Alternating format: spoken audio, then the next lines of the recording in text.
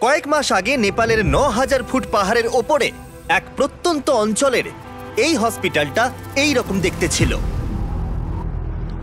প্রত্যন্ত অঞ্চল হওয়ায় এখানে কোনো ইলেকট্রিসিটি ছিল না, তার মানে স্থানীয় ডাক্তারদের চিকিৎসার সরঞ্জাম ব্যবহারের সুযোগ ছিল না, এবং মাঝে মাঝে অন্ধকারের মধ্যেই জটিল অস্ত্রোপচার করতে হতো একটা ফ্ল্যাশ লাইট আর সাধারণ কিছু সরঞ্জামের সাহায্যে। এদের যদি উন্নত চিকিৎসার প্রয়োজন হয় তাহলে তাদেরকে কয়েক ঘন্টা হেঁটে অন্য জায়গায় যেতে হয়, আর এই সীমাবদ্ধতার ফলে এখানে মৃত্যু আর গর্ভপাতের ঘটনা প্রায় ঘটছে। তাই আমাদের লং টার্ম পার্টনার গিভ পাওয়ার, যাদের সাথে আমরা আগের 3টে বিস্ট ফিলান্থ্রপি ভিডিওতে কাজ করেছি, ড্যান আর ড্যারেনকে তাদের সাথে খোলগাঁও গ্রামে পাঠিয়ে দিলাম এই সমস্যার সমাধানে সাহায্য করতে, যেখানে তাদের দারুণ অভ্যর্থনা জানানো হয়েছিল, আর জায়গাটা ছিল নিঃসন্দেহে পৃথিবীর অন্যতম সেরা জায়গাগুলোর মধ্যে একটা। প্রথম দিন সকালে ড্যারেন সঞ্জয় নামে একজন স্থানীয় গিভ পাওয়ার ইঞ্জিনিয়ারের সাথে দেখা করলো, যে নীরা সম্পর্কে একটা মর্মান্তিক গল্প বলেছিল। নীরা গ্রামের একজন মহিলা, যে তার বাচ্চাকে হারিয়েছিল প্রচন্ড ঠান্ডার জন্য এবং উপযুক্ত চিকিৎসা সুবিধা ও সরঞ্জামের অভাবের কারণে। ওকে বর্ষার রাস্তায় সবচেয়ে কাছের বার্থিং সেন্টারের মধ্যে যেতে হতো, কিন্তু সেটাও অনেকটা দূরে থাকায় ও বার্থিং সেন্টারে পৌঁছতে পারেনি আর শিশুটাকে হারাতে হয়েছিল। আর সরকারি টাকার অভাবের জন্য এই হাসপাতালটা অন্তত 2030 সালের আগে পর্যন্ত বিদ্যুৎ পাবে না। হসপিটালে যদি বার্থিং ফেসিলিটি থাকতো তাহলে ওর ক্ষেত্রে পুরো সিচুয়েশনটাই বদলে যেত। ড্যারেন জানতো এটাকে আটকাবার জন্য আমাদের দ্রুত কাজ করতে হবে, তাই সেই গ্রামের প্রতিষ্ঠাতা মালেসের সাথে দেখা করেছিল, যে অনেক ছাত্র এবং স্বেচ্ছাসেবকদের নিয়ে এই প্রজেক্টটা শেষ করতে এগিয়ে এসেছিল। আমি যখন ছোট ছিলাম তখন মালয়েশিয়াতে আমার ফ্যামিলির সাথে দেখা করতাম। তখন প্রথম আমি সমুদ্র পাহাড় দেখেছিলাম, আর তখনই আমি এটা বুঝতে পারলাম যে যদি আমরা মানুষকে এই প্রকৃতির সৌন্দর্য দেখার একটা সুযোগ করে দিতে পারি, তা নিশ্চয়ই তারা এই পৃথিবী এবং প্রকৃতির যত্ন নেবে। তাই আমরা পুরো বিশ্ব থেকে ছাত্রছাত্রীদের নিয়েছি যারা এই ব্যাপারে ভাবে এবং কিছু করতে চায়, এবং যাতে আমাদের ভবিষ্যৎ প্রজন্মের কোনো অসুবিধায় না হয়, তাই আমরা এই পদক্ষেপ নিয়েছি যাতে এই বিশ্বটা আরো অনেক অনেক সুন্দর হয়ে ওঠে। সঞ্জয় এবং মেলিসার সাথে দেখা করার পরে ড্যারেন খুবই উৎসাহিত হয়ে কাজটা শুরু করে দিয়েছিল, সোলার প্যানেল এবং ব্যাটারি ইনস্টল করে হসপিটালে বিদ্যুৎ আনতে, তার সাথে এই সম্প্রদায়ের জন্য সরঞ্জামের ব্যবস্থা করতে, যাতে এটা একটা আধুনিক বার্থ সেন্টার হয়ে ওঠে। ঠিক আছে, আমরা প্রথম দিনের জন্য প্রস্তুত। 3, 2, 1 বিস্ট ফিলান্থ্রপি! টিমের সবাই এই কাজটার জন্য খুবই এক্সাইটেড ছিল। নিচের দিকটা ঘুরতে হবে। দারুণ! প্রথম দিনের শেষে টিম খোঁড়াখুড়ি এবং সমস্ত ওয়্যারিং শেষ করে ফেললো। আমি সত্যি এদের অস্বীকার করতে পারি না, কারণ এই গ্রামের মানুষদের মধ্যে কিছু একটা আছে। তাদের সভ্যতা, তাদের বন্ধুত্ব, তাদের মেলামেশা আমাকে মাত্র কয়েকদিনের মধ্যেই তাদের পরিবারের অংশ করে তুলেছে। এটা খুবই আনন্দের। আমরা যখন বাড়ির সামনে দিয়ে হেঁটে যাচ্ছিলাম, কেউ একজন দৌড়ে ভেতরে ঢুকলো এবং সে ভেতরে আগুন জ্বালালো এবং ধোঁয়া বেরোতে শুরু হলো। আমরা জানতে পারলাম যে সে আসলে চা বানাচ্ছে। এটি আদা সহ হিমালয়ান ব্ল্যাক টি, আর এটা আমার জীবনের সেরা চা। এই লোকেরা সত্যি খুবই সরল এবং এরা মানুষকে ভালোবাসতে জানে। আমরা যেখানেই যাচ্ছি এরা আমাদের ভালোবাসছে। তারা আক্ষরিক অর্থেই আমাদের বাড়িগুলো খুলে দিয়েছে এবং বাড়ির ভেতরে আমাদের একটা বেডরুমও দিয়েছে, যেখানে আমি আর ড্যান আরাম করে থাকতে পারি। কিন্তু কনস্ট্রাকশন শুরু হবার কিছুক্ষণ পরেই ড্যানের শরীরটা খারাপ করলো। আমি খুব অসুস্থ হয়ে পড়েছি, আমাকে চেক আউটের জন্য তাড়াতাড়ি স্থানীয় কোনো ডাক্তারের কাছে যেতে হবে। তার মানে এখন সে নিজেই বুঝতে পারলো যে এইরকম প্রত্যন্ত চিকিৎসা করানো কতটা কঠিন হতে পারে। যেমনটা তোমরা দেখতে পাচ্ছ, এখানে সবকিছুই বন্ধ রয়েছে, আর কঠিন বাস্তব এটাই, যদি তুমি এখানের কোনো গ্রামে অসুস্থ হয়ে পড়ো তাহলে কাছাকাছির বড় ফেসিলিটি পেতে তোমায় প্রায় 7 ঘন্টার একটা বড় জার্নি করতে হবে। সৌভাগ্যবশত সেখানে একজন নার্স ছিল যে তার চিকিৎসা ছিল। ইনি হলেন করুণা, একজন নার্স, এখানকার লোকাল টাউন খোলাগাঁওয়ের মধ্যে থাকেন। ইনি আমাকে সাহায্য করতে এসেছেন।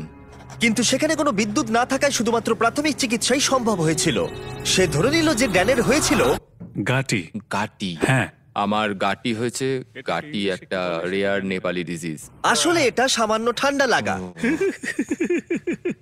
কিন্তু এই সম্প্রদায় প্রায় আরো অনেক গুরুতর সমস্যার সম্মুখীন হয়। যদি কোনো তাৎক্ষণিক এবং উন্নত চিকিৎসা ব্যবস্থার প্রয়োজন হয় তাহলে সেটা তখন পাওয়া যায় না। প্রজেক্টটা যত এগোচ্ছিল টিমের ওপরে ততই চাপ বাড়ছিল, তাই ড্যান কিছুটা বিশ্রাম পেলেও বাকিরা কনস্ট্রাকশনের কাজ চালিয়ে যাচ্ছিল।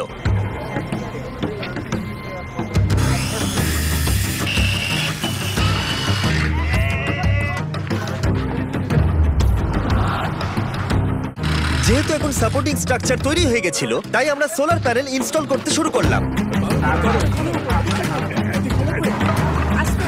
টিমের সবার কঠোর পরিশ্রমের জন্য আমাদের কাজ বেশ কিছুটা এগিয়ে ছিল, তাই ড্যারেন সঞ্জয়ের সম্পর্কে আরো কিছুটা জানলো। যখন আমি আপার হিমালয়ে কাজ করছিলাম আর এখানে যন্ত্রপাতি রিপেয়ারিং এর কাজ করছিলাম, তখন দেখলাম এখানে ইলেকট্রিসিটি নেই। আর যখন আমি এখানে এলাম তখন দেখতে পেলাম একটা বাচ্চা একটা কাঠের বক্সের মধ্যে রয়েছে, আর পাশে একটা লাইট বাল্ব রাখা রয়েছে যেটা ওকে হিট দিয়ে যাচ্ছে। আর তারপরেই হঠাৎ করে আমার মাথায় একটা আইডিয়া এলো যে এরকম ইকুইপমেন্ট তো আমরাও বানাতে পারি। তারপরেই আমি নেপালে একটা টিম তৈরি করি, আর তারপরেই আমরা বানাই একটা বেবি ওয়ার্মার, যেটাকে আমরা নেপালি ভাষায় ন্যানোনানি বলে রাখি, যার মানে হচ্ছে ওয়ার্ম চাইল্ড। ন্যানোনানি এতটা সাকসেস পায় যে তারা ইউএসএ তে পিপল চয়েস অ্যাওয়ার্ডও পায়।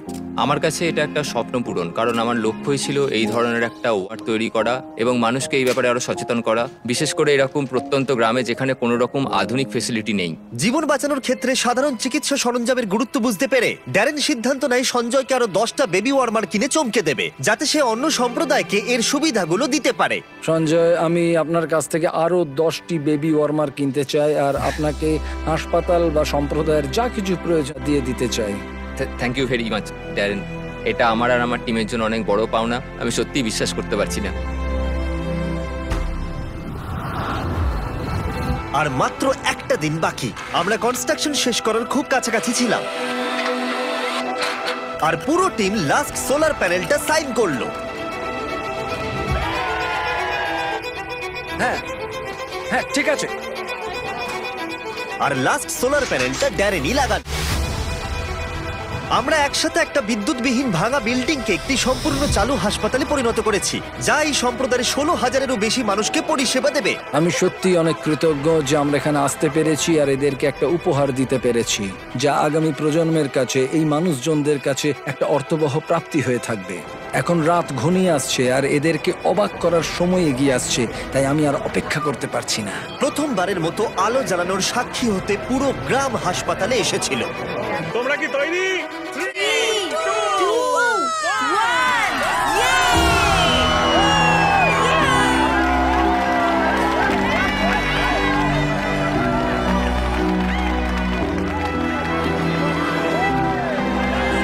একটি সম্প্রদায় জীবনে প্রথমবার বিদ্যুৎ দেখলো, এটি দেখা যে কি সৌভাগ্যের ব্যাপার তা আমি আজকে অনুভব করলাম।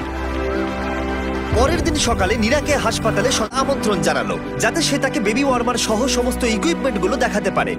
এখন ও খুবই আশাবাদী যে ওর সাথে যা ঘটেছে তার কারোর সাথেই ঘটবে না, আর এখানে বার্থিং ফেসিলিটির জন্য ও খুবই খুশি এবং কৃতজ্ঞ। নমস্কার।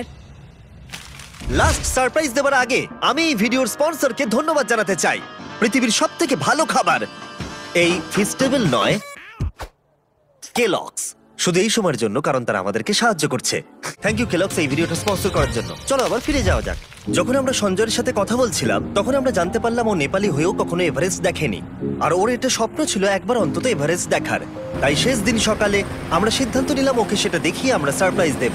আমরা এভারেস্টের এত কাছাকাছি আছি আর সেটা দেখতে না যাওয়াটা দুর্ভাগ্য। আমরা সঞ্জয়কে হেলিকপ্টার যতদূর যেতে পারবে এভারেস্টের সেই উচ্চতায় নিয়ে গেলাম। সেখানে অক্সিজেন খুবই কম থাকায় ড্যান আর সঞ্জয় মাত্র 2 মিনিট থাকার অনুমতি পেল, না হলে তাদের অক্সিজেনের অভাবে হাইপক্সিয়া হয়ে যেত। ড্যারেন আর আমি এখন পৃথিবীর সর্বোচ্চ পয়েন্টে একসঙ্গে রয়েছি। আমি এটা বিশ্বাসই করতে পারছি না। এভারেস্ট দেখে সঞ্জয় আবেগে হাঁটু গেড়ে বসে পড়েছিল। এটা অসাধারণ। আমার স্বপ্ন ছিল এখানে আসার আর এভারেস্টকে দেখার। আরো একবার আমি ধন্যবাদ জানাতে চাই গিভ পাওয়ার এবং গ্রিন প্রোগ্রামকে এই প্রজেক্টটাকে সফল করে তোলবার জন্য। স্বাভাবিকভাবে এই প্রজেক্টগুলোর মধ্যে অনেক কিছু থাকে, তাই এগুলো সম্পর্কে আরো কিছু জানতে চাইলে ড্যান কিছু বিহাইন্ড দ্য সিন ভিডিও বানিয়ে তালি দাও। আমরা শেষ করেছি। আমি দেখেছি তোমরা অনেক অন্যান্য ভিডিওতে ক্লিক করো, তাই আমি যতক্ষণ কথা বলবো এখানে বেরোলে ভিডিওটা চলবে, যাতে তোমরা আমার কথাগুলোকে শোনো।